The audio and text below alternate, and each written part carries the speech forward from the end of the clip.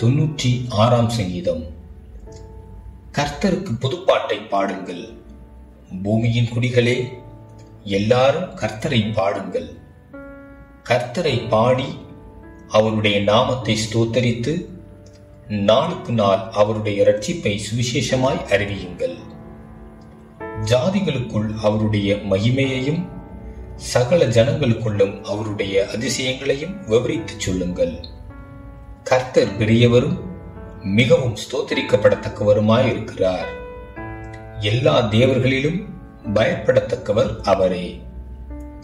சகல ஜனங்களுடைய தேவர்களும் விக்கிரகங்கள் தானே, கர்த்தரோ வானங்களை உண்டாக்கினவர். மகிமையும் கனமும் அவர் சமூகத்தில் இருக்கிறது, வல்லமையும் மகத்துவமும் அவர் பரிசுத்த ஸ்தலத்தில் உள்ளது. ஜனங்களின் வம்சங்களே, கர்த்தருக்கு மகிமையையும் வல்லமையையும் செலுத்துங்கள், கர்த்தருக்கே அதை செலுத்துங்கள். கர்த்தருக்கு அவருடைய நாமத்திற்குரிய மகிமையை செலுத்தி காணிக்கைகளை கொண்டு வந்து அவருடைய பிரகாரங்களில் பிரவேசியுங்கள். பரிசுத்த அலங்காரத்துடனே கர்த்தரை தொழுது கொள்ளுங்கள்.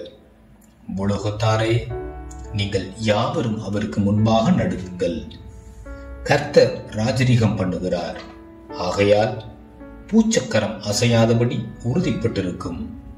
அவர் ஜனங்களை நிதானமாய் நியாயம் தீர்ப்பார் என்று ஜாதிகளுக்குள்ளே சொல்லுங்கள். வானங்கள் மகிழ்ந்து பூமி பூரிப்பாகி சமுத்திரமும் அது நிறைவும் முழங்குவதாக.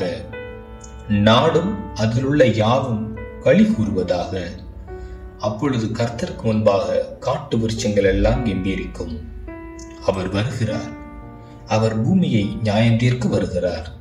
அவர் பூலோகத்தை நீதியோடும் ஜனங்களை சத்தியத்தோடும் நியாயம் தீர்ப்பார்.